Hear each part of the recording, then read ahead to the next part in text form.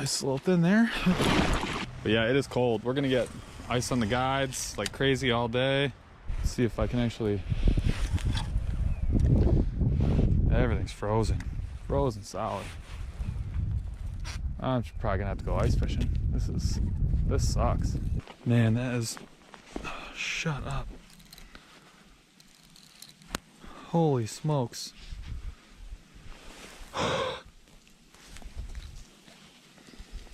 I'm... No way. Get out of Dodge. I gotta bring this back in the truck. Okay. I'm dragging some stuff with me. Good that we're going out.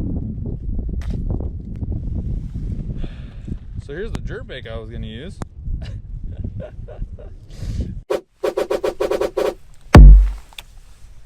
Welcome back to the Monster Bass channel. My name is Paul from Burley Fishing, and I'm here to talk about the bag, not the box, the bag. This specifically is the February edition, the first of its kind, and I gotta say, pretty sweet. Like using the bag. I actually went out yesterday.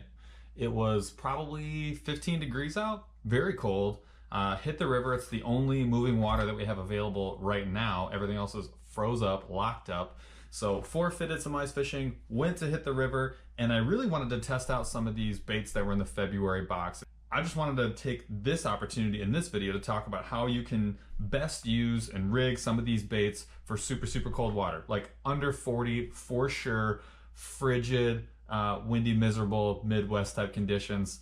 So I want to walk you through those baits. But first, if you're enjoying the channel, if you're enjoying the content, if you like this video and you like videos like this, please consider subscribing. Hit the like button, ring the notification bell so you can see when we post more of these videos. And if you're into all of that, please go check out Burley Fishing. We've got some really cool content coming out, unboxings, gear reviews. We have a live stream and a podcast as well. Please go check out the Burley Fishing channel. On to the good stuff. The first thing I noticed about baits in this bag, specifically again, February, right? Super cold. Some downsized baits and then some upsized baits, which actually is exactly what I'm looking for. Let me show you a good example. Booyah Hard Knocker. Thing is not small, and it is not subtle at all. Listen to that. Hard Knocker. It's a no joke. Definitely not subtle. Neither is the color. I mean, seriously?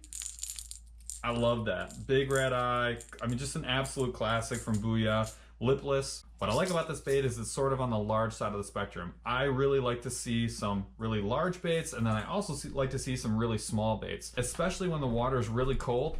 Sometimes you want to throw a whole steak out there, something really big, because the fish is going to look at that and be like, well, I could waste a lot of my time chasing around little minnows and tiny little things, or I could just burn energy one time and just, again, get that whole big meal all at once and not waste a ton of energy. So this might be the ticket for you and something like this. Another one of the baits in this box that kind of matches that larger profile, but is definitely, like, in terms of noise and flash and all that, kind of a little bit more on the finesse side. This Big Bite Baits Finesse Swimmer. 4-inch swimmer.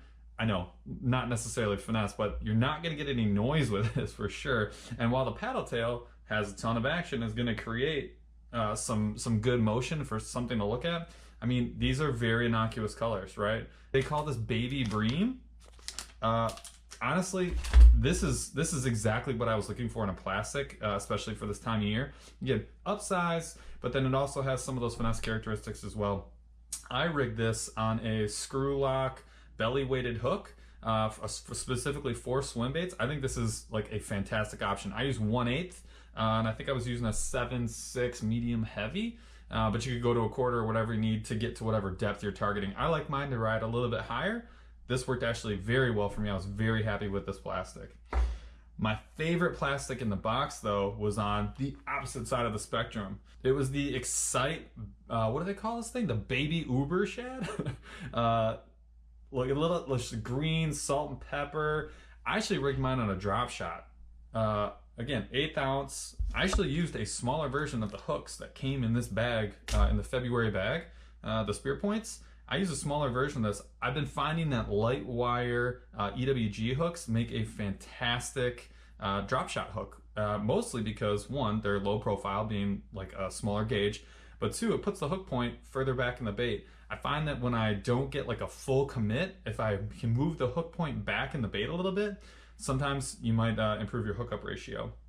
I ran 6-pound fluoro, which I like to downsize my line. So if I'm using normally like 20, I'll use 15. If I'm normally using 10 or 8, I'll drop down to 6. In that cold water, so you want to minimize anything that's going to distract a fish from taking your bait.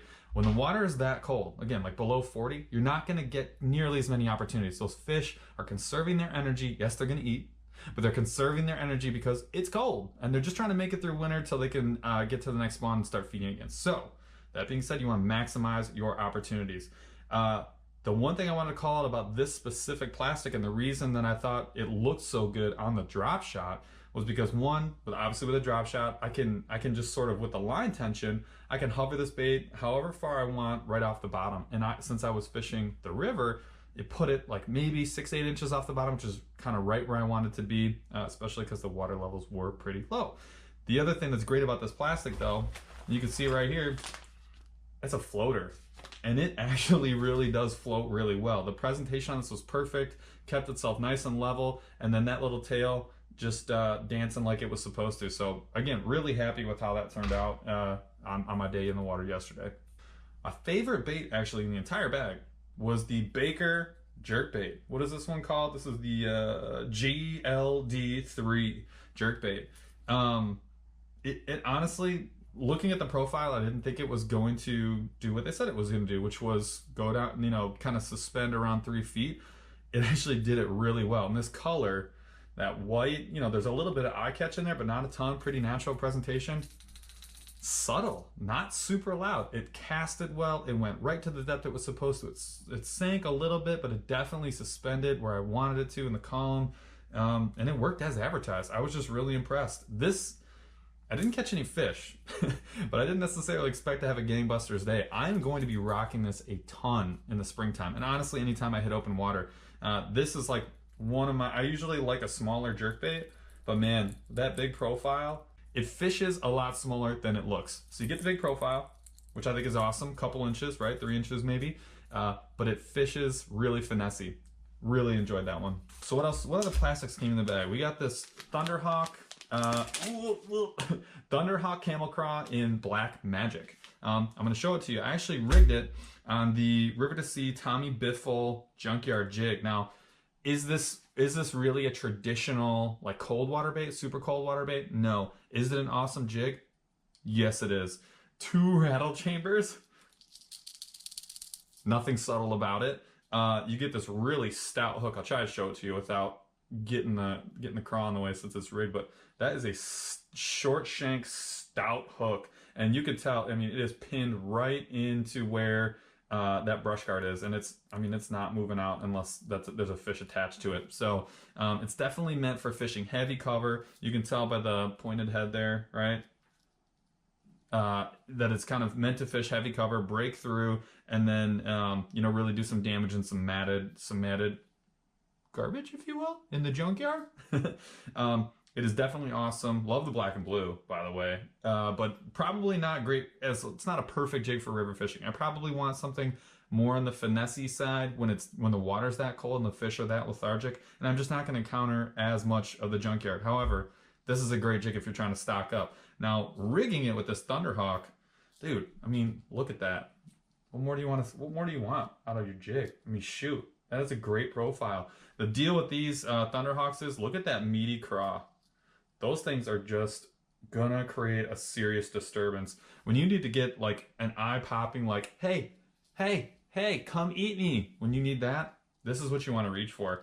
I'm gonna be tossing this a heck ton in about a month, maybe 2 months. That's another thing I want to point out with some of these, like when you get like the bag, it's not always going to be about like, can I fish it tomorrow? Some of it's going to be wanting to know, like, if you get this at the end of the month, you may have missed the end of the, you know, season, and you may be getting into spring depending on where you're at, right? Just like if it's in summer, like you do want to get the topwater bait maybe 3 or 4 weeks before it's really topwater season. That way, when topwater season hits, you're not just like waiting for the bag, like give me the bag, give me the bag, give me the bag.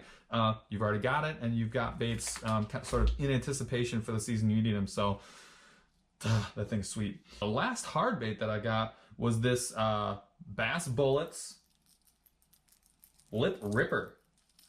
Man, we talked about the larger swimmer, the large loud booyah, and then you got like this sort of finessey but definitely large size jerkbait from Baker. Here's the exact opposite of all of those. Tiny, super light, but there is a rattle in there, and that thing is actually balanced pretty well. It casted, I was casting on a medium, stiff for sure, fast action medium, but man, that thing, it actually flew a lot better than I thought it was going to. Now, I will say it is a little bit on the aggressive side. So if the water is like ridiculously cold, like again, where I was yesterday, if it's ridiculously cold, use this judiciously. This may be the first bait that I put through to kind of test the waters and find out, like, do they want to see something that's more on the aggressive side, or do they want to see something that's more of like a subtle bait? In which case, if I start getting some follows, if I get bites, I may stick to something like this, and I may go this direction after it. Now, if I don't get a lot of hits, which I didn't yesterday, even though I like the way this swam, it's a little bit more of like a flashy bait that's gonna really draw a fish in, versus I go the exact opposite. I stay big, but I'm gonna go way more finessey. I'm gonna twitch, pause, long, extra long pauses. When the water is that cold, you can pause all day, every day. That's why this really was the bait for me. This is the one I fished the most yesterday because it allowed me to stay right in the water column, followed immediately by the excite baits on the drop shot, because I could get this right into position where I thought there might be a fish, and I could just park it there.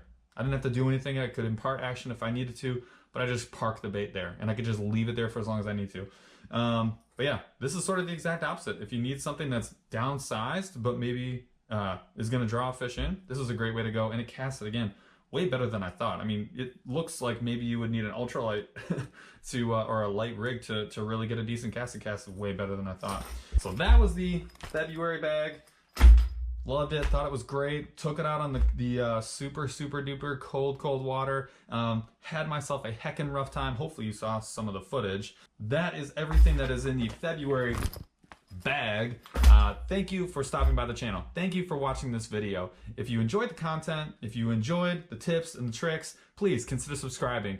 Smash the like button, ring the notification bell so you can see when we post more content. And again, if you want to see more of this, head on over to the Burley Fishing channel. We got YouTube, we've got Instagram, we've got lives, we've got podcasts, we've got gear reviews, unboxings, we've got it all. So go check us out as well. And if you just got your bag, or if you're about to get your bag and you're looking outside and you're like, oh man, that looks super cold, it's okay. There are fish out there, they are still eating. Inside this bag, you're gonna find baits that are gonna help you be successful. So please get out there and fish them, and good luck.